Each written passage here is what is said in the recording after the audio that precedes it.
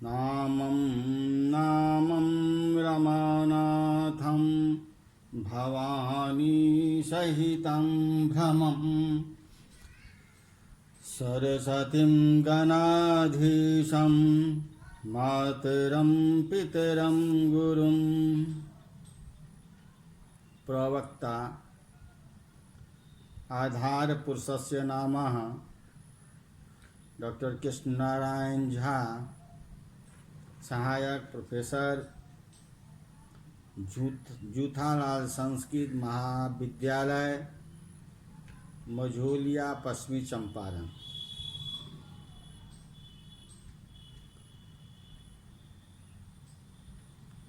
कक्षा आज का कक्षा है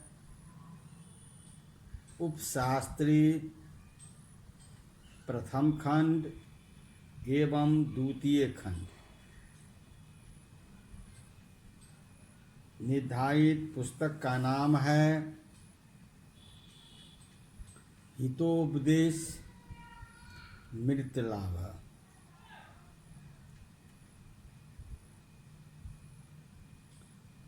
और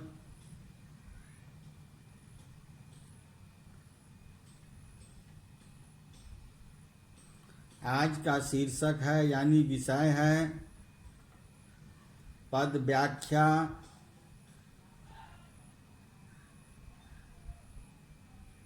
पद श्लोक व्याख्या, अन्वय और हिंदी अनुवाद।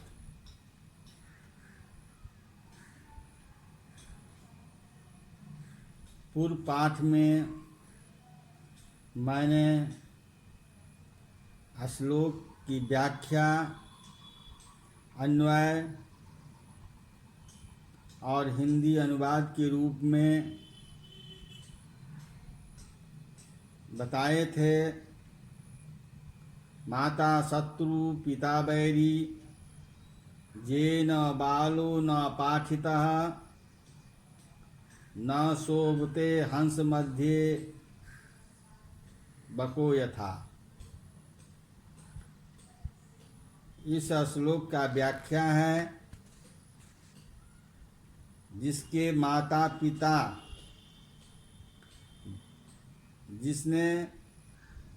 जिसके माता और पिता ने बालक को नहीं पढ़ाया, वैसी माता शत्रु के समान होती है और पिता विरोधी के तुल्य है, जिससे कि उनका बालक विद्वानों के सभा में बैठने पर सुशोभित नहीं होते हैं। तो अब कहता है दूसरा श्लोक, रूप यौवन संपन्नः विशाल कुल संभवः, विद्याहीना न शोभते, निर्गंधा इव निःशुकः।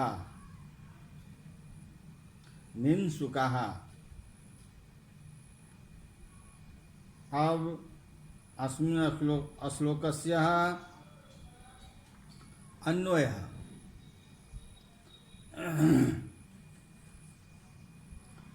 रूप यौवन संपन्नः विद्या कुल संभवा।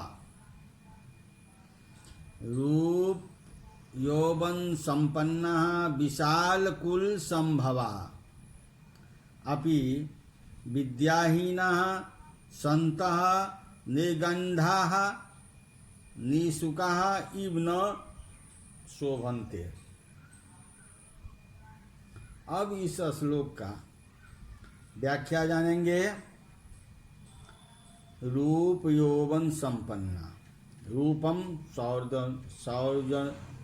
सौंदर्यम तारुण्यम संयुक्ता,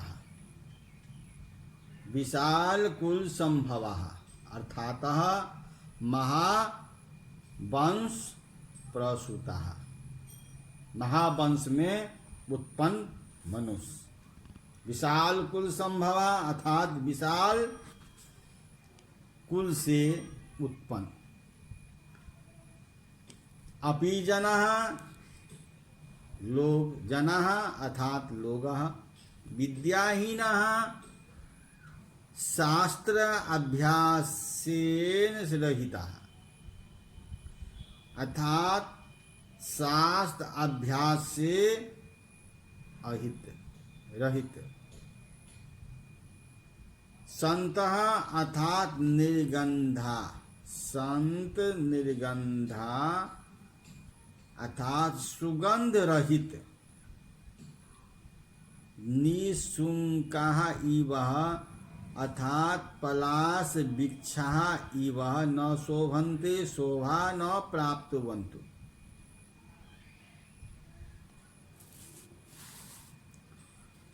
अनुवादः सौंदर्य और तारुण्य से युक्त हैं।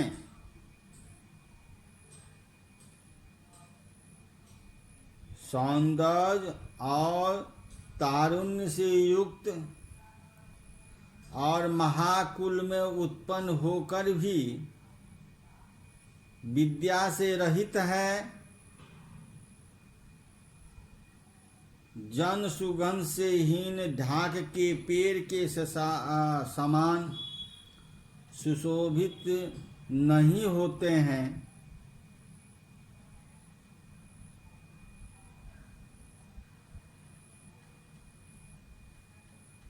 रूप यौवन संपन्ना, रूपम च यौवनम च रूप यौवने अत्र द्वंद्वः ताभ्याम संपन्नः तृतीये तत्पुरुषः विशाल कुल संभवः विशालम च तत्कुलम अत्र कर्मधाराय। विशाल कुले संभवः उत्पत्तिः येषां ते व्याधिकरण बहुब्रीहि समासः। विद्याहीनः विद्यायाः हीनः तृतीये तत्पुरुष समासः। निर्गंधः निर्गतः गंध जेम्यस्ते बहुब्रीहि समासः। किंसुकः इस पद का अर्थ पलाश पुष्पाणि लिखना अशुद्ध है, क्योंकि पुष्प के अर्थ में किंसुकानि ऐसा नपुंसक लिंग में प्रयोग होता है। अत्र श्लोकस्य उपमालंकारः और इस श्लोक में अनुपुष्ट छंद है। पुस्तकेषु च नाअधीतं गुरु सन्निधो न शोभते समामध्ये जारगर्भ इव स्त्रियाः। अन्वयः येन पुस्तकेन न अधीतं गुरुः सन्निधो न अधीतं सः स्त्रियाः जारगर्भः इव समामध्ये न शोभते।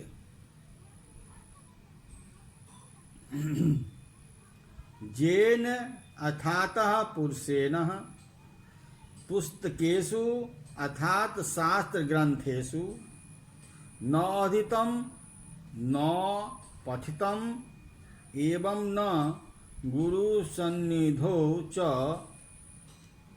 शिक्षक सविधे च न अधीतं न पठितं। स्त्रियायाः भार्यायाः जारगर्भः इव जरो उत्पन्नः इव व्यभिचार जातः संतान इवेति भावः समामध्ये परिसन्न मध्ये न शोभे न शोभते शोभा न प्राप्नोति। अथातः हिंदी अनुवाद,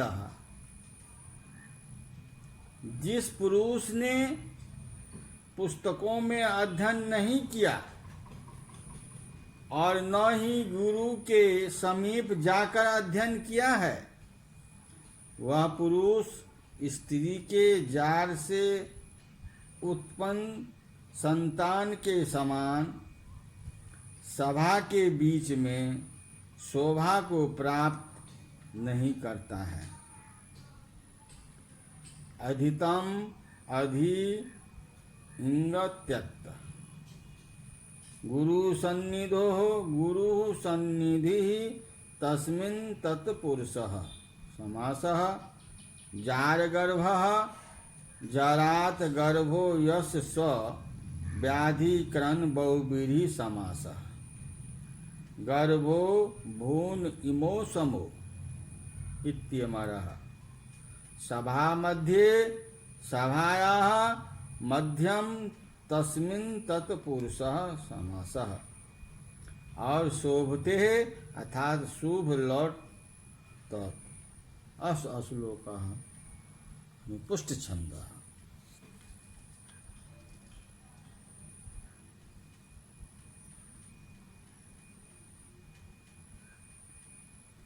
एतत् चिन्तयित्वा राजा पंडित सभां करितवान्। राजोवाच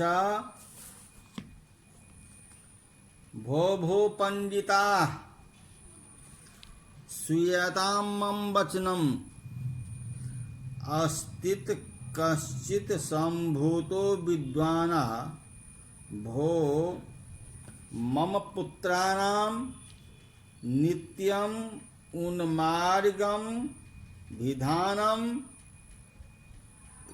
अनधिगत शास्त्राणाम् इदानीं नीत शास्त्रोक्तं देशेन पूर्वजन्मः कारयितुं समर्थः।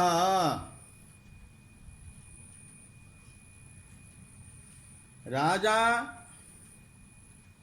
सुदर्शन ने ऐसा विचार कर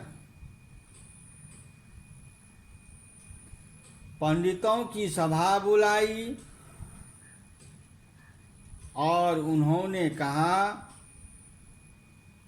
भो भो पंडिताः, हे विद्वानगण, मेरा वचन सुने।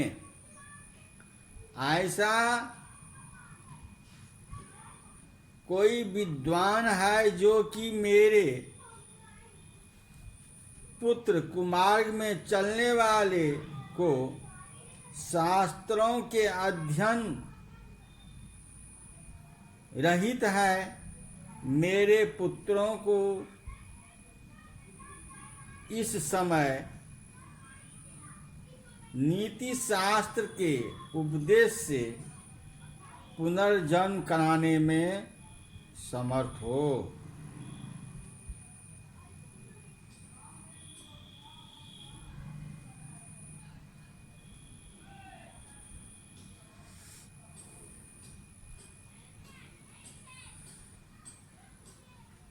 करितवानः अथातः क्री निंच त्यक्तवतु उवाचः ब्रूधातु से वच्चः लीट टॉप सुयताम श्रू धातु से श्रू लोट कर्म में नित्यम यह क्रिया विशेषण है।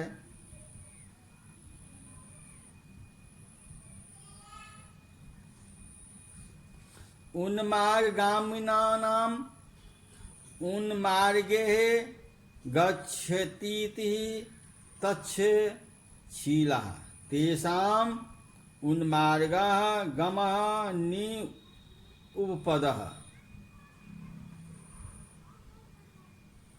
इदानीं यह अव्यय नीति शास्त्रो उपदेशेन नीति शास्त्रम षष्ठी तत्पुरुषः तस्य उपदेशः तेन षष्ठी तत्पुरुषः कार्येतुं क्रीनिंचतुं यह अव्यय है।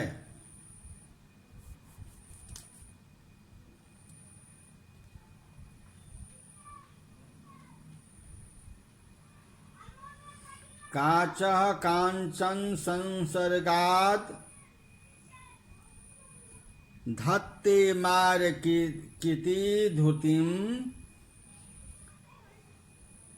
तथा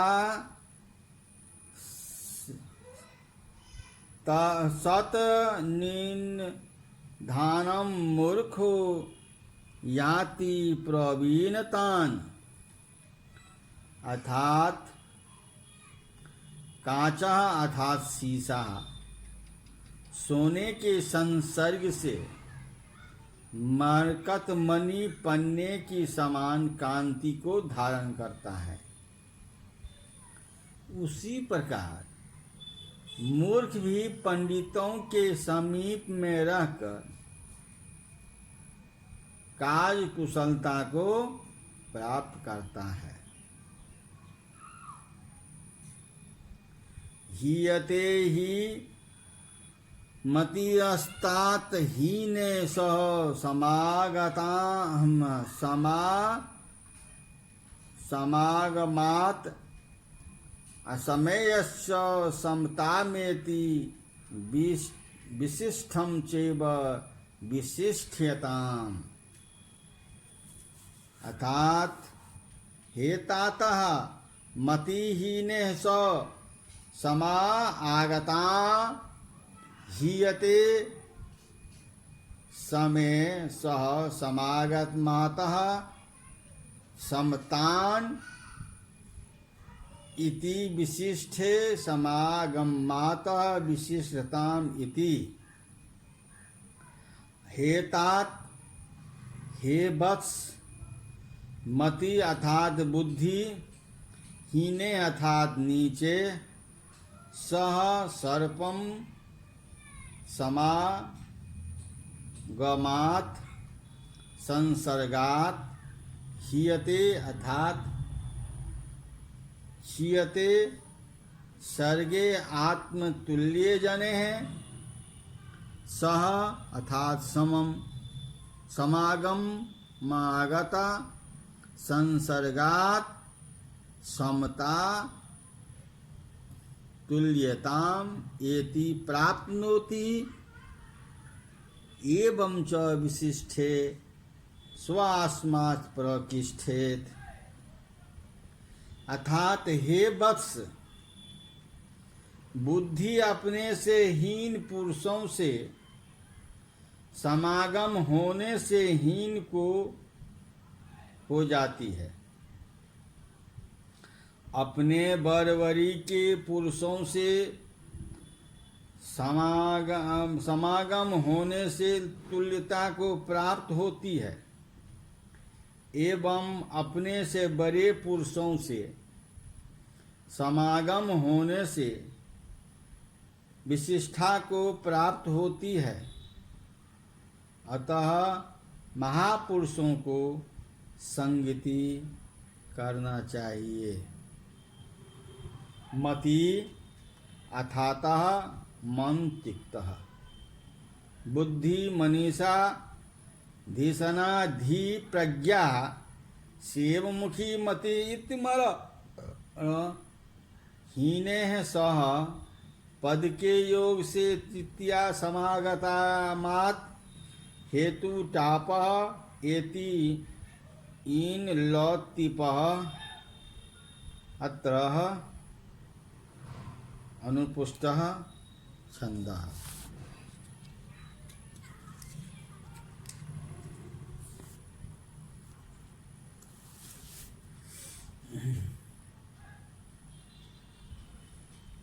अत्रांतरे आज का पाठ हम यहीं समाप्त करते हैं। इति संपूर्णम।